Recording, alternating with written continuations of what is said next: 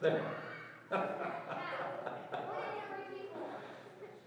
you guys know I like to have fun and like, cost us a little bit of trouble. It's kind of fun to do. So I'm going to read through this story a little bit more traditionally. Are you guys ready for it? Okay.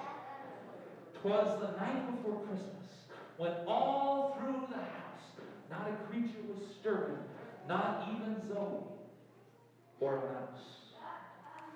The stockings were hung by the chimney with care in hopes that St. Nicholas soon would be there. The children were nestled all snug in their beds while visions of sugar plums danced in their heads. And Mama in her kerchief and I in my cap had just settled down for a long winter's nap. When out on the lawn there arose such a clatter, I sprang from my bed to see what was the matter. Away to the window I flew like a flash, tore open the shutters, and threw up the sash. The moon on the breast of the new fallen snow gave a luster of midday to objects below, when what to my wondering eye should appear but a miniature sleigh and 8 tiny reindeer. With a little old driver so lively and quick, I knew in a moment it must be Saint Nick. More rapid than eagles, his coursers they came, and he whistled and shouted and called them by name. Now Dasher, now Dancer, now Prancer and Vixen, on Comet, on Cupid, on Donder and Blitzen, to the top of the porch, to the top of the wall. Now dash away, dash away, dash away all. As dry leaves that before the wild hurricane fly, when they meet with an obstacle mounted to the sky, so up to the housetop the coursers they flew, with the sleigh full of toys, and St. Nicholas too. And then, in a twinkling, I heard on the roof the prancing and pawing of each little roof. As I drew in my head and was turning around, down the chimney St. Nicholas came with a bound.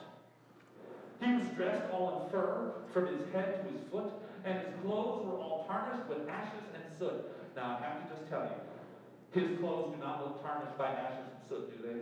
No. Yeah, but that's what the story says. Because in the chimney, you get a little dirty with the ashes and the soot. A bundle of toys he had flung on his back, and he looked like a peddler just opening his pack. Here he is opening his pack. His eyes, how they twinkled. His dimples, how merry. His cheeks were like roses, his nose like a cherry. His droll little mouth was drawn up like a bow, and the beard on his chin was as white as the snow.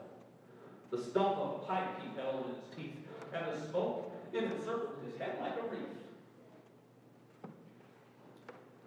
He had a broad face and a little round belly that shook when he laughed, like a bowl full of jelly. Ah, well, you know the story. He was chubby and plump, a right jolly old elf, and I laughed when I saw him in spite of myself. A wink of his eye. Can you wink?